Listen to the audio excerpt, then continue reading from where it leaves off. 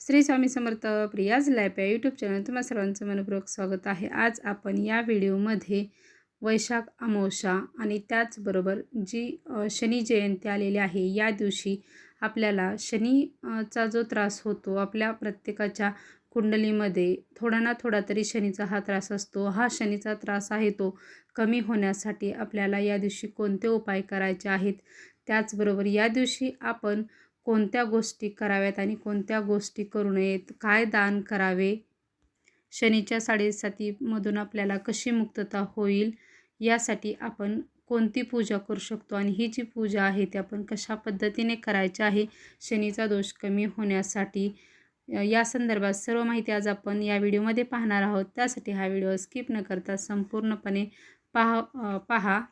चला तर आता आपण व्हिडिओला माहितीसाठी सुरुवात करूया। अमावस्या, वैशाख अमावस्या आहे, त्या अमावस्या दिवशी शनी जयंती ही येते। पण त्याचबरोबर आपण पाहूया की ही वैशाख अमावस्या कधी आहे। वैशाख अमावस्या ही बुधवारी रात्री 7:55 सुरू होत आहे आणि गुरुवारी रात्री ती 6:07 संपणार आहे। अशी ही वैशाख अमावस्या आहे आणि वैशाख अमावस्येच्या दिवशी दरवर्षी शनी जयंती आहे ही येते। शनी जयंती ही एक योग्य आणि आपण अशी शुभ अशी म्हणजे शनीचा त्रास जो आपल्याला होतो, तो शनीचा त्रास कमी करण्यासाठी, शनिदेवांना आपल्याला प्रार्थना करण्यासाठी शुभ असा योग आलेला आहे आणि तो जो त्रास आहे तो आपण कमी करण्यासाठी, त्यांना प्रार्थना करण्यासाठी, त्यांची सेवा करण्यासाठी हा एकच वर्षातून दिवस येतो। त्यासाठी आपण या दिवशी काय करावे, स्नान, दान, त्याच्यानंतर जे श्राद्ध आहे हे जे करण्यासाठी हा जो दिवस आहे हा योग्य असा दिवस आहे। शनी हे जास्त खतरनाक असा हा ग्रह आहे असं मानलं जातं, कारण शनिदेव हे कडक शिस्तीचे आणि न्यायप्रिय देवता आहेत। म्हणजे की ज्या व्यक्ती आहेत म्हणजे इतरांशी वाईट वागतात, त्यांच्या ज्या न्यायात बसत नाही, त्याच व्यक्तींना शनिदेव आहेत हे त्रास देतात आणि त्याच व्यक्तींच्या कुंडलीमध्ये शनिदेवांचा त्रास आहे तो होतो। मग आपण जर जर अशा प्रकारे जर आपल्या हातून जर काही जर नकळतपणे जर घडलं तर आपल्याला अशा प्रकारचा त्रास आहे तो होतो। मग आपण या शनी जी जयंती आहे, या शनी जयंती दिवशी अशा प्रकारची त्यांची पूजा जर केली आणि काही जर उपाय आहेत ते जर केले तर आपला शनी दोष आहे तो कमी होतो आणि साडेसातीचा जो प्रभाव जरी आपल्या कुंडलीत असेल तर तोही कमी होतो। तर या दिवशी आपण जे काही त्यांची पूजा करू, जे काही फळ आहे ते आपण करू, त्याचं नक्कीच आपल्याला फळ आहे ते मिळतं। त्यासाठी आपल्याला या दिवशी एक आहे ती पूजा करायची आहे। ही जी आपण शनिदेवांची जी पूजा करणार आहोत, या पूजेमुळे आपले कठीणातील कठीण कोणतंही काम असू द्या, तेही आपलं पूर्ण होतं। त्यांना जर आपण जर प्रार्थना केली, त्यांची जर मनोभावी जर पूजा जर केली तर आपलं कोणतंही काम आहे ते पूर्ण होतं। शनी दोष आपला आहे तोही दूर होतो, साडेसातीही दूर होते, त्याचबरोबर आपली जी इच्छा आपण व्यक्त करू तीही पूर्ण होते। त्यासाठी आपल्याला ही एक छोटीशी पूजा आहे ती करायची आहे। ही जी पूजा आहे ती घरातील पुरुषांनीच करायची आहे, महिलांनी किंवा मुलींनी ही पूजा आहे ती करायची नसते, किंवा म्हणजे पुरुषांनी आणि मुलांनी जरच ही जी आहे ती पूजा करायची असते।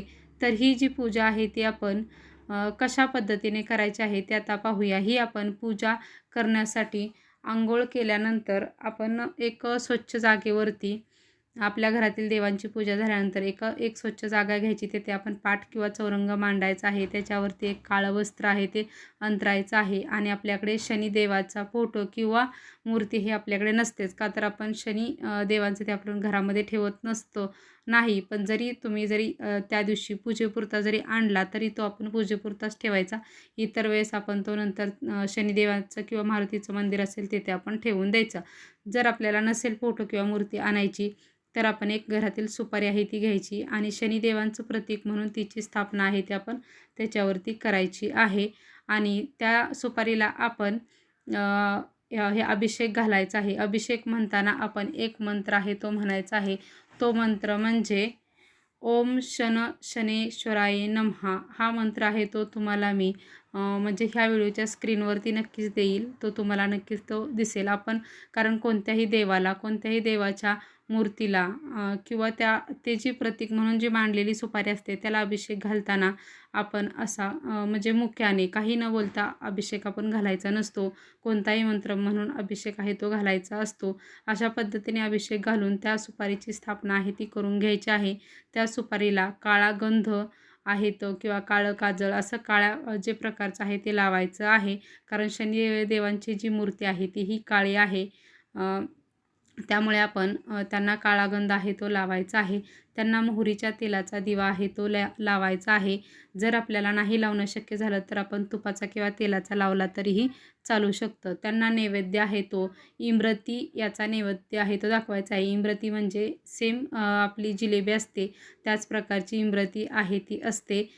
त्याचा नैवेद्य आहे तो आपल्याला दाखवायचा आहे. किंवा ही जरी नाही आपल्याला मिळालं पदार्थ तरी आपण तेलकट कोणत्याही प्रकारचा तेलकट पदार्थ आहे तोही नैवेद्य म्हणून दाखवू शकतो. का तर तेलकट पदार्थ आहेत हे शनिदेवांना अतिशय प्रिय आहेत. म्हणजे तेलामध्ये तळलेले कोणताही पदार्थ आपण नैवेद्य म्हणून दाखवू शकतो. त्यांना आपण निळे फूल आहे ते अर्पण करायचं आहे. जर कोणत्याही प्रकारचं निळं फूल जरी आपल्याला नाही मिळालं तरी आपण इतर दुसरं कोणतंही अर्पण केलं तरी चालेल. पण जास्तीत जास्त करून निळ्या रंगाचं जे फूल आहे ते अर्पण करण्याचा प्रयत्न करायचा आहे. यानंतर आपण त्यांचा जो मंत्र आहे तो तुम्हाला मी स्क्रीनवरती देणार आहे. तो आपण 1 माळ तरी जप करायचा आहे किंवा कमीत कमी 11 वेळा तरी आपण हा मंत्र जप आहे तो करायचा आहे. अशा प्रकारे आपण ही पूजा आहे ती करायची आहे. आपल्या कोणत्याही समस्या आहेत ज्या काही असतील जे काही आपला प्रॉब्लेम असेल तो आपण पूजा झाल्यानंतर शनिदेवांच्या समोर हात जोडून त्यांना सांगायचं आहे आणि विनंती करायची आहे की आपल्या ह्या समस्यांचं निवारण होण्यासाठी तुमच्या नक्कीच त्या समस्येचं निवारण आहे ते होईल. कारण ही पूजा आहे ती वर्षातून आपल्याला एकदाच करण्याचा योग आहे तो येतो. म्हणून या दिवशी ही पूजा नक्कीच करून आपण शनीचा जो काही दोष आणि जो काही अडचण म्हणजे जी काही आपल्याला साडेसाती किंवा जे काही प्रॉब्लेम असतील ते नक्कीच दूर होतील. तर या दिवशी आपण ही जी पूजा मांडलेली आहेत ही जी सुपारी आहे जे प्रतीक म्हणून मांडलेलं आहे शनिदेवांचं ते आपण आपल्या घरामध्ये ठेवू शकत नाही. म्हणून आपण काय करायचं आहे की हे आपण एखाद्या म्हणजे शनिदेवांचं जर मंदिर जर असेल तुमच्या तिथे तर ठीक आहे. नसेल तर मारुतीचं मंदिर असेल त्या मंदिरामध्ये जायचं आणि त्या मंदिरात जाऊन आपण हे तिथे अर्पण आहे ते करायचं म्हणजे ते तिथे ठेवून यायचं आहे. अशा प्रकारे आपण करायचं आहे आणि ही पूजा पुरुषांनीच करायचं हे मात्र लक्षात ठेवायचं. या दिवशी आपण काय करावं आणि काय करू नये हे आता पाहूया. आपण या दिवशी सूर्याचं दर्शन आहे ते घ्यायचं नाही. कारण म्हणजे बरेचसेच लोक आहेत बऱ्याचशाच घरामध्ये रोज सकाळी सूर्याला अर्घ्य देण्याचं म्हणजे जो नित्यनेमाने जी सेवा आहे ती सूर्याची चालू असते तर ते आपल्याला करायची नाही या दिवशी. कारण शनिदेव हे म्हणजे शनिदेव हे जरी सूर्याचे जरी पुत्र जरी असले तरी त्या दोघांचं पटत नाही. म्हणून या दिवशी सूर्याचं दर्शन आहे ते घ्यायचंही नाही आणि त्यांना अर्घ्यही द्यायची नाही. सूर्यदेवांची कोणतीही सेवा आहे ती करायची नाही. या दिवशी आपल्याला हनुमानांच्या मंदिरात जाऊन त्यांचं दर्शन आहे ते घ्यायचं आहे किंवा शनिदेवांचं जरी मंदिर असेल तर तिथे जाऊन आपण दर्शन घ्यायचं आहे. पण शनिदेवांच्या डोळ्यामध्ये आपण न पाहता त्यांच्या फक्त चरणाकडेच पाहता आपण त्यांचं दर्शन आहे ते घ्यायचं आहे. हा नियम मात्र आपण लक्षात ठेवायचा आहे. या दिवशी आपण तेलकट पदार्थ जे तळलेले पदार्थ आहेत हे गाई कुत्रे याला आपण दान आहे ते करू शकतो म्हणजे यांना खाऊ घालू शकतो. यामुळे आपल्या हातून अन्नदानही म्हणजे जे अन्नदान आहे तेही घडतं.